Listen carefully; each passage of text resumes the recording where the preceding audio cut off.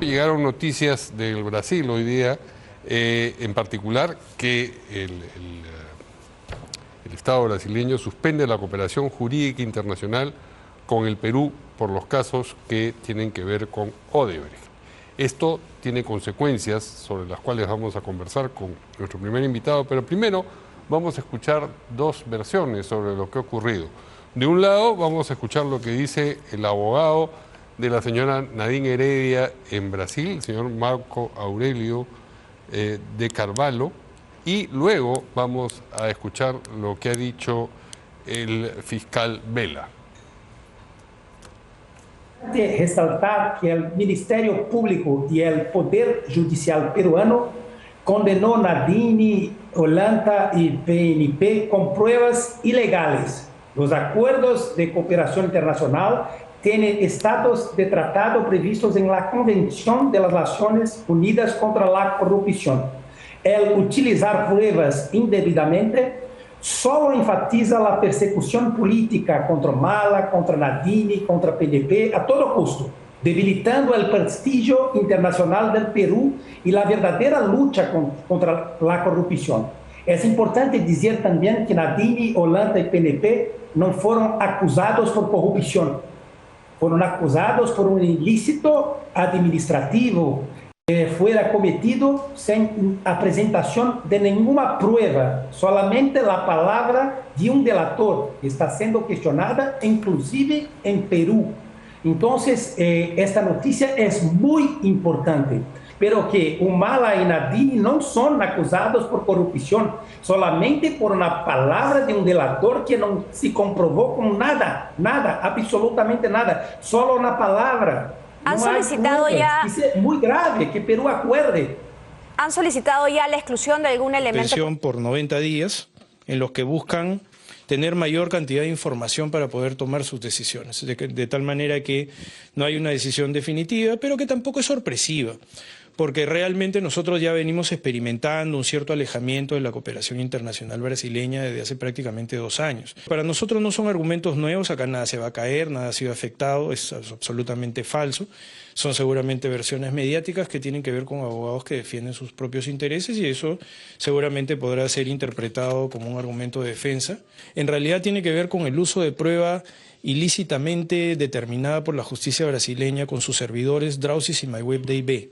Específicamente no hace relación a ningún tipo de declaración. Lo que hace referencia es al material que supuestamente en Brasil ha sido declarado ilícito. Por tanto, cualquier licitud o ilicitud es discutida por los jueces peruanos y no por... Muy bien.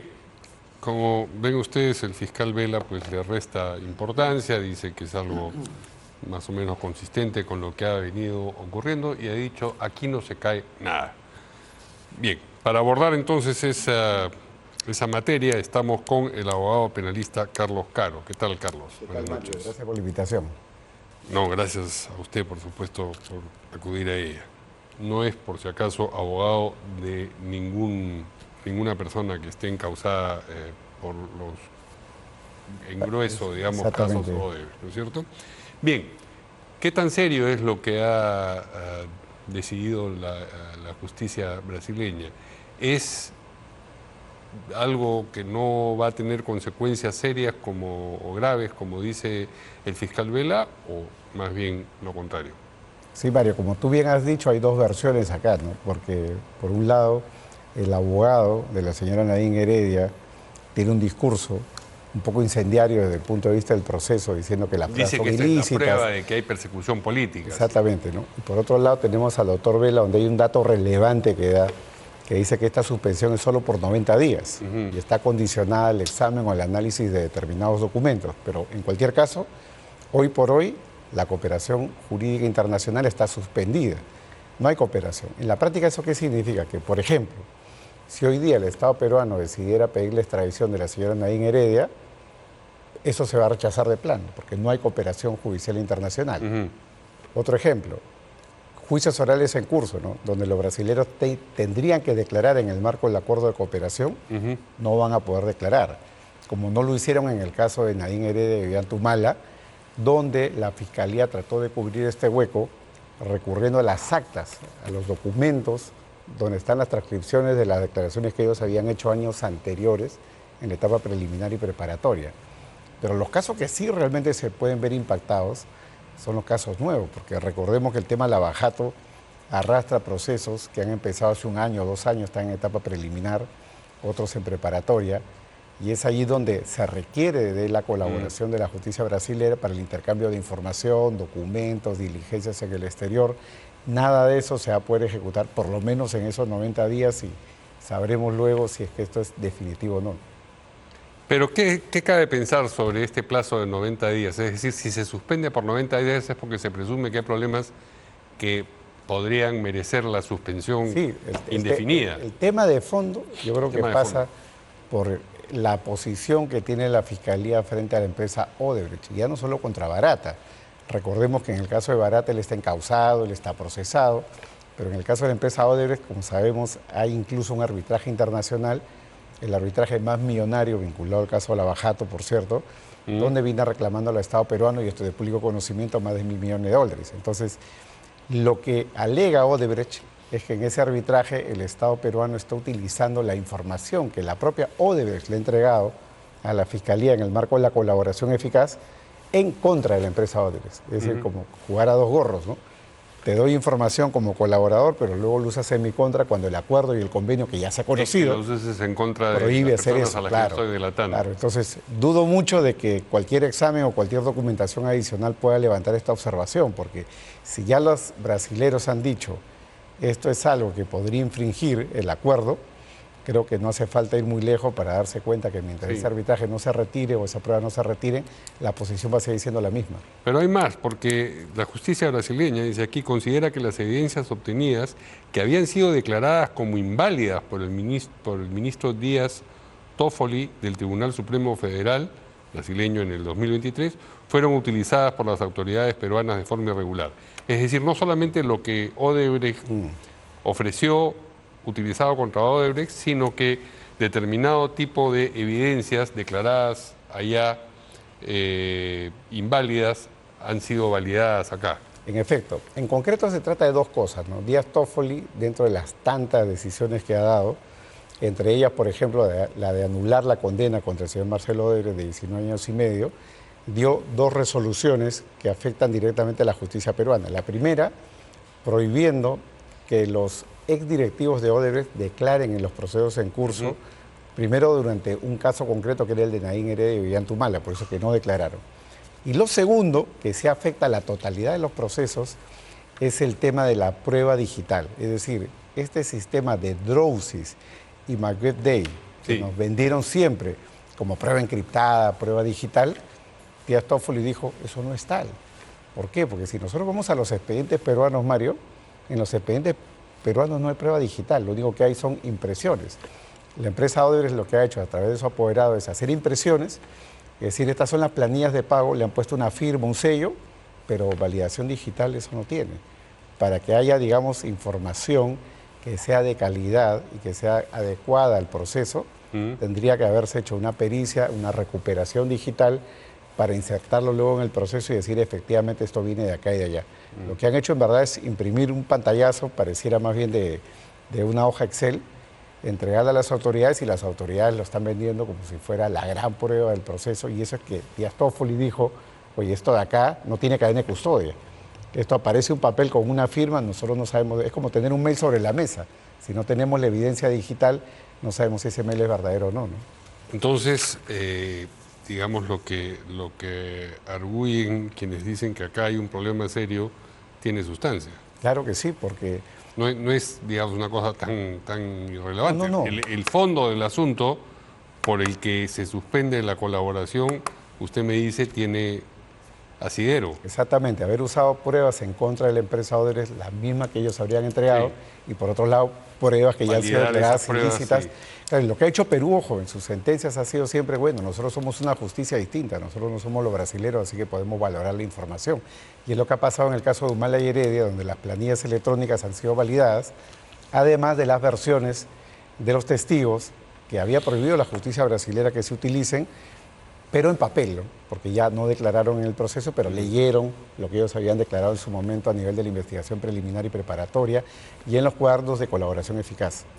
¿Puede esto, como interpretan algunos de los abogados defensores de los acusados, en particular los de los señores Humala Heredia, revocar decisiones judiciales ya tomadas, como por ejemplo la condena al expresidente Humala? Desde mi punto de vista no, porque el tribunal lo que ha hecho es, al no contar, por ejemplo, en el caso de Humala y Heredia, al no contar con la versión presencial, vamos a decirlo así, el testimonio de los directivos de Odebrecht, lo que han hecho es utilizar la prueba escrita, la prueba documental.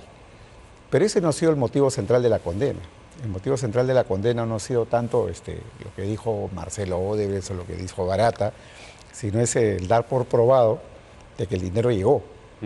Ese es el tema de fondo, ¿no? Y el tema de fondo acá es si ese dinero era dinero sucio o no, y eso está más allá de lo que ellos han dicho o dejen de decir. Entonces, ese caso, me refiero a la sentencia condenatoria de Humala y Heredia, está bajo riesgo desde mi punto de vista básicamente por dos problemas, ¿no? El primero tiene que ver con el delito precedente, porque la sentencia se limita a decir caja de coimas, caja 2, pero no me dicen cómo se ha alimentado esa caja 2. En el caso de Montesinos, por ejemplo, con las condenas que hubieron, estaba claro que era plata del Estado, plata de coimas que provenían, digamos, de ventas o negocios, digamos, que tenía que ver con el tema de armas, ¿no? Tema del sector defensa. Pero en este caso, una empresa que además recibe dinero lícitamente, que tenga una caja 2, una caja guardada, no significa que necesariamente toda la plata que está ahí tenga un origen ilegal, más aún si está bancarizada. Y el segundo problema, Mario, que tiene esa sentencia, yo ya lo he comentado en estos días, es que el tribunal es innovador, vamos a decirlo así, ¿no? Porque por primera vez en el Perú, en materia de lavado de activos, se emite una condena por willful blindness, es decir, ignorancia deliberada. No dicen que Heredia y Humala actuaron con dolo, se dice que ellos actuaron con ignorancia deliberada. Es algo así como el avestruz, ¿no? Que mete la cabeza debajo del agua. No quiero ver. Yo no quiero ver, no quiero saber de dónde era esa plata. Ese es el argumento central. Si eso tiene asidero en la jurisprudencia peruana, no tiene asidero. No tiene. Que sea ilegal tampoco, porque es una discusión que está abierta, pero la Corte Suprema, solamente en una sentencia que he podido revisar, menciona de manera muy colateral la posibilidad, como una posibilidad, pero no es una jurisprudencia consolidada como en España, donde hay fallos desde el año 2013, y ahí tenemos la condena de Messi, por ejemplo, que lo condenan precisamente por ignorancia deliberada o willful blindness, ¿no? Por no enterarse de lo que pasaba. Por no enterarse, porque él decía, mi papá lo gestionaba, mi contable lo gestionaba, yo no sé nada ni quería saber. Willful blindness. Bien, ese es uno de los asuntos. Vamos a ver qué cosa es lo que ocurre. Efectivamente, si no se cae nada, ninguna prueba se ha caído, ninguna ha sido afectada, ha dicho el fiscal Vela, pero vamos a ver si eso efectivamente ocurre. Otro asunto, en el Congreso han emitido la denuncia constitucional contra la fiscal de la Nación por presunto abuso de autoridad y vulneración de derecho a la intimidad. Esto tiene que ver con el exministro Santibáñez. Según la denuncia, Espinosa habría incurrido en esos delitos al solicitar la entrega de los dispositivos y claves personales de Santibáñez en el marco de la carpeta fiscal número tal, en la que se le investiga por hechos presuntamente cometidos durante su gestión. ¿Hay delito de abuso de autoridad por solicitar algo? No, o sea, por el solo hecho de solicitar, yo ya lo he mencionado en alguna otra ocasión, eso no es un delito, ¿no? O sea, lo que puede ser un delito es el método, ¿no? Pedir, la Fiscalía puede pedir el oro y el polvo, exactamente. Sí. Otra cosa es que lo haga de la forma en que seguramente lo ha hecho, porque ahí hubo filtración incluso de los números telefónicos personales, y eso es algo que viola no solamente la intimidad, sino la Ley de Protección de Datos Personales, ¿no? Entonces, ahí hay un caso que podría ser administrativo o eventualmente penal, pero es un tema que tiene que investigarse, ¿no? No es un tema tampoco que pase necesariamente a veces por la fiscal de la Nación. Recordemos que los fiscales de la Nación firman resoluciones bajo la confianza de que en la cadena de atrás, que son los que preparan los proyectos, como los proyectos de ley, las resoluciones dentro del Estado, han hecho su trabajo y han cumplido con su deber, ¿no? Entonces, no necesariamente va a haber un involucramiento penal acá.